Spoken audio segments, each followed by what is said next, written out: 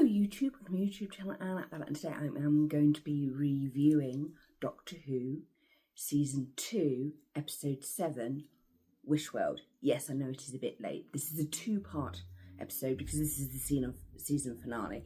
This is the first episode. There will be a second episode, which will be Episode 8 of Season 2, just so that you're aware. So let's get to the review of Doctor Who Season 2, Episode 7, Wishworld. Let's go. So here we are at my review of Wishworld, which is the 7th episode of Season 2 with the 15th Doctor as played by Shuta Gatwa. Isn't it a beautiful episode?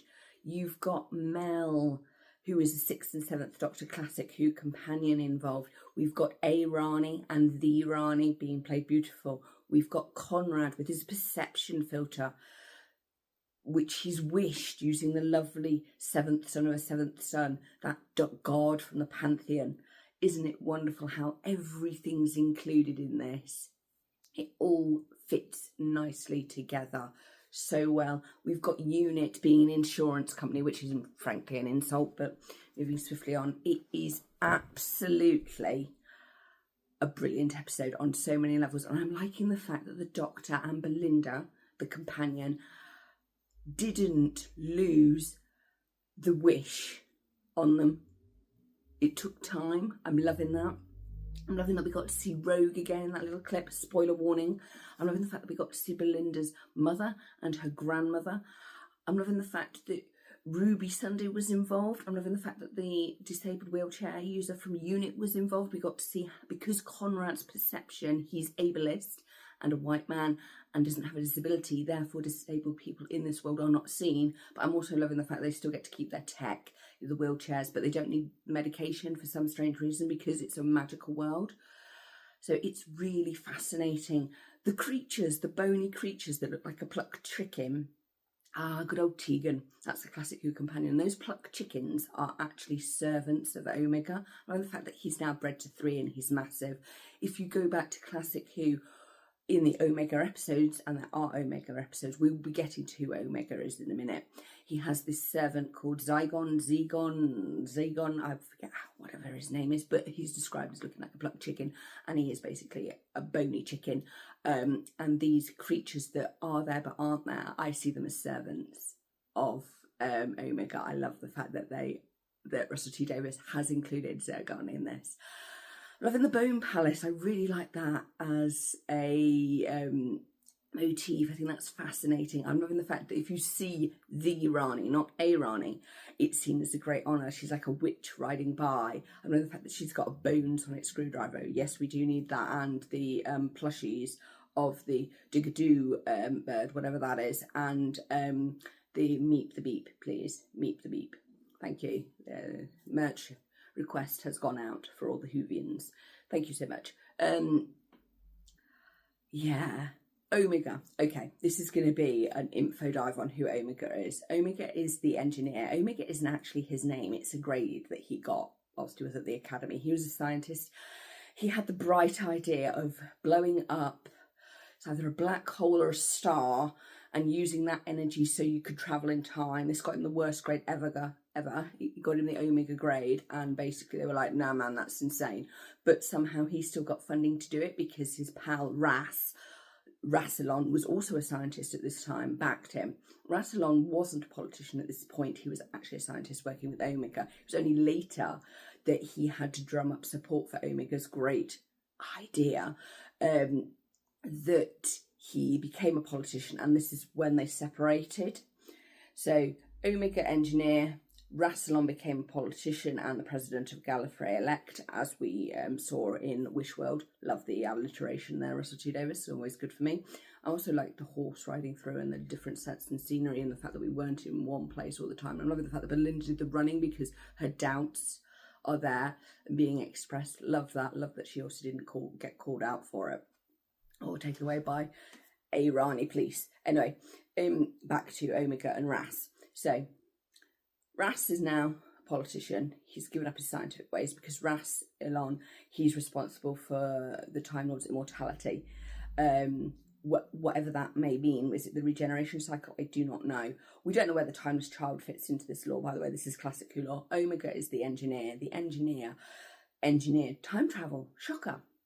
But because of this, what happens to him is he either gets assassinated by his gay pal Rassilon, or he gets, basically, his experiments have damaged his physical body and he gets sent to the antimatter universe and basically forgotten about. Omega is classed as a major Time Lord hero because he brought to them the power of time.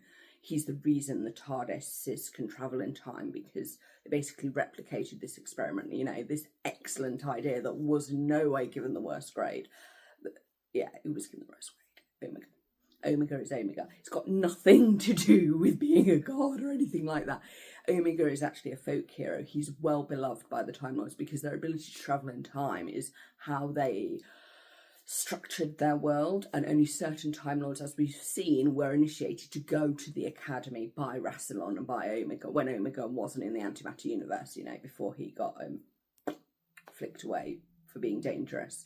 We do see him in Classic Who where his armour is present, but his actual physical body has long since gone.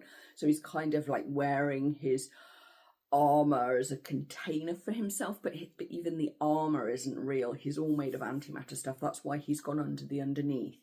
He's like in the underverse, but he's not. He's in the antimatterverse. They've just dumbed it down for modern audiences because it's really complicated. Anyway, moving swiftly on, the Rani is a scientist. She's always been a scientist. She's been very positive with her experimentation. By positive, I mean proactive in doing them. They've not all been ethically sound, and no, they've not been correct, but she's not out to like, I'm going to destroy the world, yada. She really isn't about that. She's about sustaining life, and it's very interesting that for the Rani, who we've not seen for years and years and years and years, has a beautiful season that involves her all the way through, but also her whole plan is, if we can get Omega back, then we can get the Time Lords back. I'm loving that.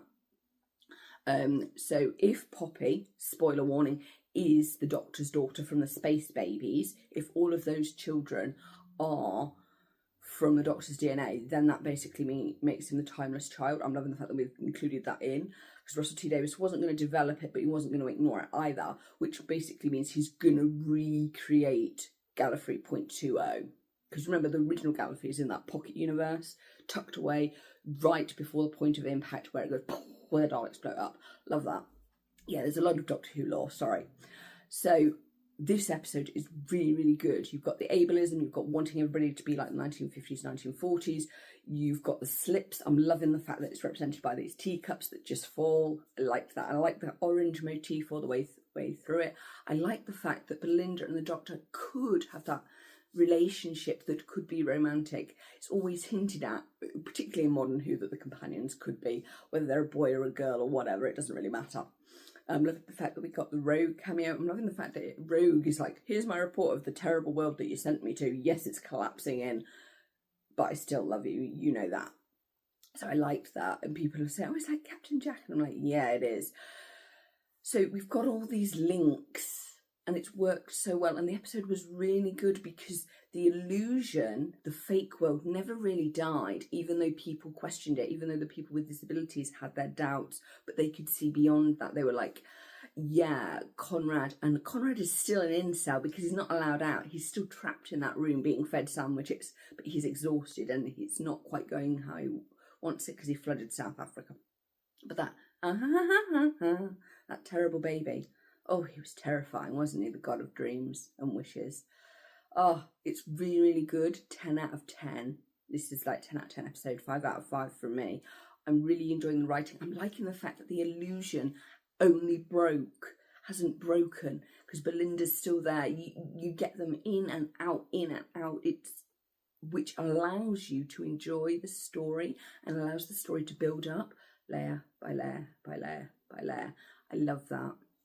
Yes. Oh yeah, Omega's going to be salty when he gets out.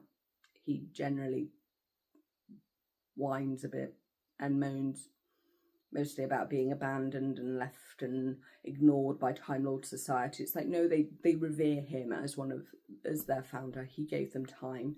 He's the reason they are Time Lords. Rassilon just became president-elect and they got stuck with his ass forever being the governmental leader, and look how that turned out. Yeah. Oh yeah, he did give them their immortality, did Ras. Oh, and Omega was allowed to call Ras, not Rassilon, just so you know. Anyway, this episode is 5 out of 5, and I'm ending the review, so...